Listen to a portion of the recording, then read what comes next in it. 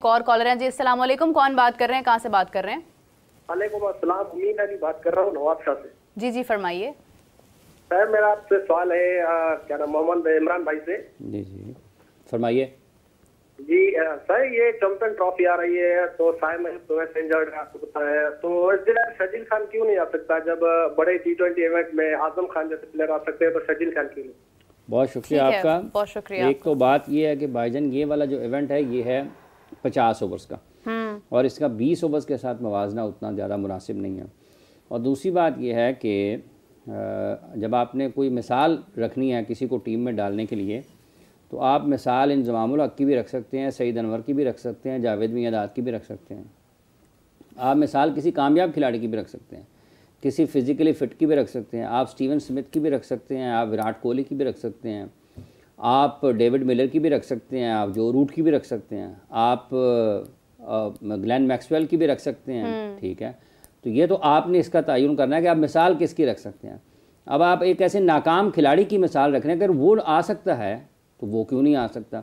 तो उसके क्रेडिट पर क्या है? क्या आप नाकाम अपने किसी पसंदीदा खिलाड़ी को जिसको आप पाकिस्तान की टीम में देखना चाहते हैं, तो उसकी परफॉर्मेंसेस आप निकाल के रखें कि गुज़श्ता 10 मैचेस में उसने ये परफॉर्म किया है, ये मैच इसके खिलाफ, ये इसके खिलाफ, ये इसके खिलाफ, इतने रन्स, यहाँ पर टीम फंसी हुई थी मैच जितवाया, यहाँ पर टीम फंसी हुई थी मैच जितवाया। तो अगर आप ये चाहते हैं कि किसी भी खिलाड़ी को वो टीम में आ जाए, तो आपको उसके लिए कोई मायार खुद भी मुकर्रर करना चाहिए। आज़म खान वर्ल्ड कप के बाद अभी तक नज़र नहीं आया कहीं पे 2024 के। तो क्या आप चाहते हैं कि शर्जील खान के साथ भी ऐसा ही हो? शर्जील खान एक बहुत अच्छे क्रिकेटर थे, लेकिन जब से उनकी पाबंदी ख़त्म हुई उसके बाद से अब तक ख्वाहिश साहब ऐसी है ना कि वो उस सतह पर दोबारा क्रिकेट खेलते हुए उस अंदाज में नज़र भी नहीं आए हैं। और अभी तो वो लेजेंड्स की लीग में खेल रहे थे जो कि रिटायर्ड क्रिकेटर्स की थी। तो उसके बाद फिर आप उनकी संजीदगी का या उनके सोचने के अंदाज का खुद अंदाज़ा कर सकते हैं। नहीं आप सब उसमें ये हुआ था कि जब वो अपने केस से बाहर आए थे, क्रिकेट उन्होंने स्टार्ट की थी, उसके बाद भी उन्होंने PSL में और डोमेस्टिक में बड़ी अच्छी परफॉर्मेंसेस दी हैं। लेकिन जब आप एक दफ़ा दो दफ़ा इग्नोर होते हैं, आपको कोई सिलेक्ट नहीं करता, ना स्क्वाड में आपका नाम आता है, तो फिर आपके पास चारा नहीं है, आप दिल बर्दाश्ता हो जाते हैं अनफॉर्चुनेटली। जिस तरह उस्मान कादिर हुए, उनकी परफॉर्मेंसेस थी, सारा कुछ था, उनको डोमेस्टिक में बाहर बिठाया गया। शर्जील को भी इसी तरह इग्नोर किया जाता रहा। बाहर की लीग अब उसके पास चारा नहीं है, वो खेलना अब ब्रेड एंड बटर उसका यही है। तो अगर वो अच्छी परफॉर्मेंसेस, उसके स्टैट्स अगर हम पिछले 2-3 सालों के निकालें, जब वो वापस आया तो उसके बाद के उसके स्टैट्स अच्छे थे और परफॉर्मेंसेस अच्छी थी। अनफॉर्चुनेटली जो है उसको इस तरह चांसेस नहीं दिए गए। अब मेरे ख्याल में वो PSL में भी नहीं है, आई थिंक सो। तो ये बहुत बड़ा देखिए एक कलमी है कि हम अपने प्लेयर्स को जो अच्छी परफॉर्मेंसेस देते हैं, जो एक अच्छा नेचुरल टैलेंट हो, उसको हम थोड़ा सा इग्नोर करें। अच्छा ख्वाहिश साहब, एक और बात है कि ये भी दौरे जदीद का एक मसला है कि मैं इग्नोर हो गया जी। 10 साल तक मौका नहीं मिला था उनको, क्या नाम है, फवाद आलम को, डोमेस्टिक क्रिकेट में रन्स करते रहे। आप डोमेस्टिक टीम से बाहर नहीं होते, मुसीबत पड़ती नहीं, मैंने PSL से नहीं रखा तो मैं क्यों खेला क्रिकेट? ये भी एक मसला है। मिसबाहुल हक पाकिस्तान की टीम से ड्रॉप हुए, खेलते रहे, पाकिस्तान टीम के कप्तान बन गए। एक कॉलर शामिल कर लें, हारिस साहब दुबई से कॉल कर रहे हैं। हारिस साहब अस्सलाम वालेकुम। वालेकुम रहमतुल्लाहि व बरकातुहू। हाफिज साहब अस्सलाम वालेकुम। मेरा और आपके कादिर भाई वालेकुम सलाम। बहुत सलाम, जुमा मुबारक। सर मेरा एक सजेशन है, 2 सवाल हैं। आपको पता है मैं रेगुलरली आपको कॉल करता हूँ। कल आपने इमरान भाई को बिठाया हुआ था, मैंने बात की थी सर काशिफ अली के हवाले से, तो वो शायद स्किप कर गए और या शायद उनके जहन में नहीं रहा। दूसरा ये कि मैंने सर तैयब आरिफ की बात की थी, तैयब ताहिर की बात नहीं की थी, तो वो बेचारे तैयब ताहिर के बारे में बात करें। एक्सेप्शनल टैलेंट हमारा जो बच्चा है, जो भी तैयब वो जूनियर वाला, जूनियर लीग PGL पे जो है, उससे पहले अंडर 13 में सिलेक्ट हुआ था पहले जी। बाकी हाफिज साहब का माशाल्लाह प्रोग्राम बहुत अच्छा है, लेकिन इसके अंदर आई वुड एडवाइस कि अगर कोई भी हमारे एक फॉर्मर प्लेयर हो जो कि क्रिकेट की मतलब स्किल के ऊपर बात कर सकें, कोई क्वेश्चन होता है तो बाज़ दफ़ा सामने एक्स क्रिकेटर बैठा हो तो या एक्टिव क्रिकेटर, तो वो ज़्यादा बेहतर हो जाता है। ठीक है, हैसियत टीम बहुत टेक्निकल है सारी चीजें, कुछ ऐसी टेक्निकल एस्पेक्ट्स होते हैं प्लेयर ही या मतलब करंट प्लेयर उसको बेहतर रिस्पॉन्ड कर सकता है। बिल्कुल सही। Thank you so much Haris साहब, आपका बहुत शुक्रिया। कारिस साहब, इन्होंने 2 नाम लिए और उनके सवाल कल का आई गेस पेंडिंग है, तो ये बार हम लोग ना जब ये पीजीएल हो रही उससे पहले एक टूर्नामेंट भी हुआ, उसमें तैयब आरिफ तब तक उस टीम में सिलेक्ट नहीं था पीजीएल में।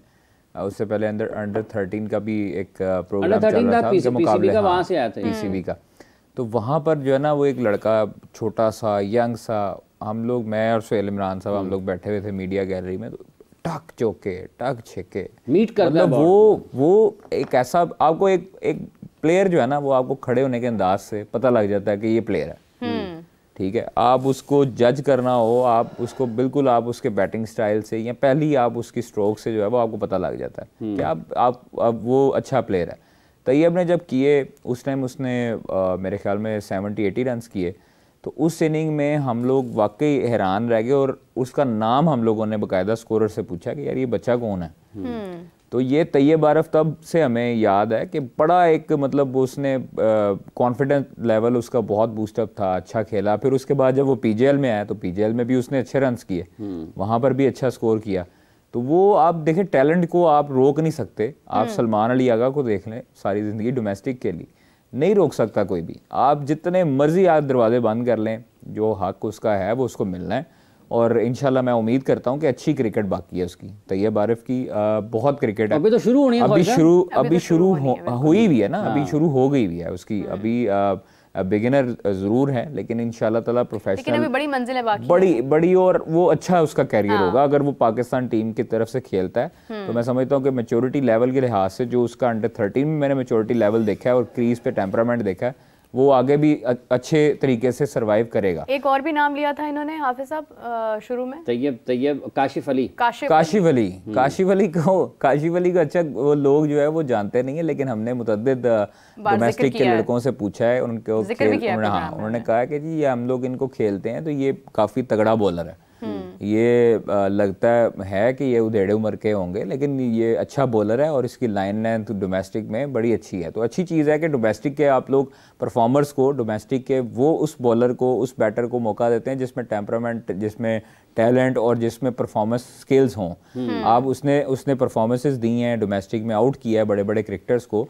तो बड़े बड़े क्रिकेटर्स को जब आउट करते हैं तो आप सिलेक्टर्स के नज़रों में आते हैं और सिलेक्टर्स भी देखते हैं कि यार ये कौन सा बॉलर है। आज जो आपने देखा कि जो उधर दिल्ली की तरफ से आउट किया विराट कोहली को, 6 स्कोर पे मेरे ख्याल में आउट हुए, तो जिस बॉलर ने अब उनको आउट किया है, ठीक है, उसका एग्रेशन वो तो बनता है उसका नेचुरली एग्रेशन कि वो उसने एक बड़े प्लेयर को आउट किया है, उसकी ख्वाहिश होगी कि मैं विराट कोहली को आउट करूं।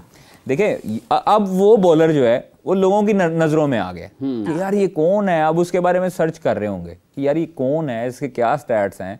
इवन उनकी सिलेक्शन कमेटी भी देख रही होगी कि यार जिस तरह उसका बॉल पढ़ के अंदर आया। अब इसी तरह यहाँ पर भी डोमेस्टिक में यही होता है कि आपके सिलेक्टर जब बैठे होते हैं, आपके मेंटोर्स होते हैं, तो वो एक एक चीज़ मॉनिटर कर रहे होते हैं कि यार ये बॉलर की क्या मतलब इसकी जो है वो लाइन लेंथ है। मोहम्मद अली जो है वो आप देखें, ताबिश खान देखें, 35 साल की उम्र में डेब्यू किया, लेकिन अनफॉर्चुनेटली हमने उनको डेब्यू करवाया रावलपिंडी की विकेट पे।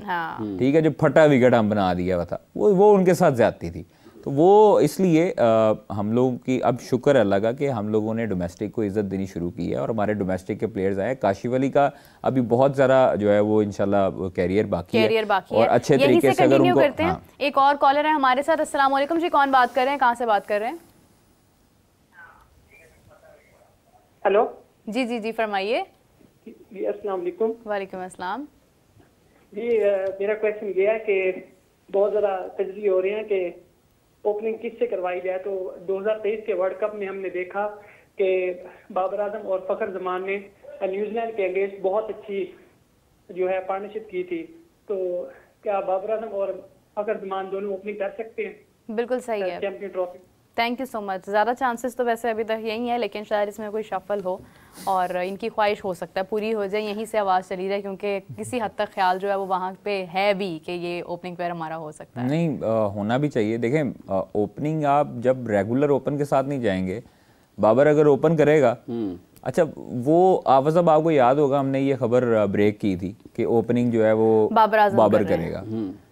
तो वो उसके बाद लोगों को यकीन नहीं आया, ठीक है, लोगों ने क्रॉस चेक करने की कोशिश की और वो लोग जो है वो आज 15-15 दिन के बाद 10-10 दिन के बाद वही चीज़ दोहरा रहे हैं जो हम लोगों ने बोली थी, ठीक है। अब ये चीज़ है कि आप जब नंबर 3 की ऑप्शन, जो आपको भी पता है कि बहुत इंपॉर्टेंट ऑप्शन है, जब आपके खुदा न खासा ऊपर से आउट कोई होता है, दोनों में से कोई एक, तो आपके नंबर 3 ऑप्शन पे बहुत इंपॉर्टेंट बैटर आपको चाहिए बाबर की सूरत में। आपका बाबर जब ओपन करेगा तो आपके पास नंबर 3 जो है वो खाली हो जाएगा। फिर इसका मतलब है कि नंबर 3 पे यहाँ आपने उस्मान खान को शामिल करना है, तो यहाँ आपने रिजवान को ऊपर लेके आना है, अपनी बैटिंग लाइन डीप करना है। ख्वाहिश साहब, मैं ये बात